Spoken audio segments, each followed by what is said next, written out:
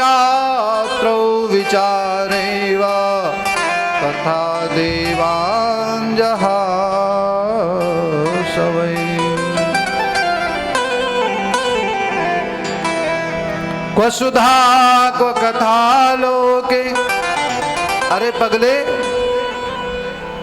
ये जो देवता लोग स्वर्ग से अमृत का घड़ा लेकर के आए हैं, ये तुझे अमर कर सकता है। क्या करेगा? मरने नहीं देगा। लेकिन ध्यान से सुनना, जब तेरी आयु की सीमा पूरी हो जाएगी तो तुझे यहाँ से जाना ही पड़ेगा। लेकिन भगवान की जो ये कथा है, ये तुझे मरने भी नहीं देगी, और अगर तू मर भी गया तो फिर अगले जन्म में तेरे क्या आएगी? काम आएगी। क्योंकि अगले जन्म की तैयारी भी यहीं से होती है, और वो कथा ही कर सकते, हरि का नाम ही अमर कर सकता है। अब तू जो चाहता है वो तेरी मर्जी है। तो राजा परीक्षित ने कहा, को कांच को मणिर महान। क्यों मैं इस कांच को? क्योंकि ये तो क्षण भंगुर है। देवता लोगों को लगा कि हमारी तो क्या हो गई? नाकिस्ती हो गई। समझ रहे? बोले मैं तुम्हारे अमृत जल को नहीं पीऊंगा, मैं गुरुदेव का जो ब्रह्म रात है, क्या है?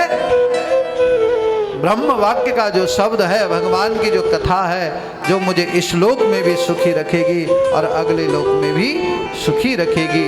क्योंकि यहीं से अगले जन्म की तैयारी होती है। समझ रहे आप? भागवत की महिमा बताई गई, और भागवत को सर्वप्रथम क्या है?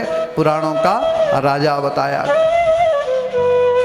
कथा आती है कि देवता लोगों ने बहुत समझाया कि पीले पीले, लेकिन इधर जो है सुखदेव भगवान ने कहा, पगले ऐसा कर दो, तुझे अगर अमर ही होना है तो ये एक तरफ श्रीमद् भागवत का महापुराण और एक तरफ पूरे संसार के सारे सुख एक साइड रख दो, सारे पुराण एक साइड रख दो, सारे उपनिषद एक तरफ रख दो, और एक तरफ केवल अकेली भागवत जी को रखो। एते चांस कलह पुंसा कृष्णस्तु भगवान स्वयं।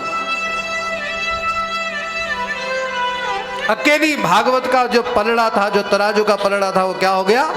भारी हो गया। और बाकी संसार के जितने सुख थे, जितने वैभव थे, जितने पुराण थे, जितने उपनिषद थे, सब क्या हो गए? गौण हो गए, छोटे पड़ गए।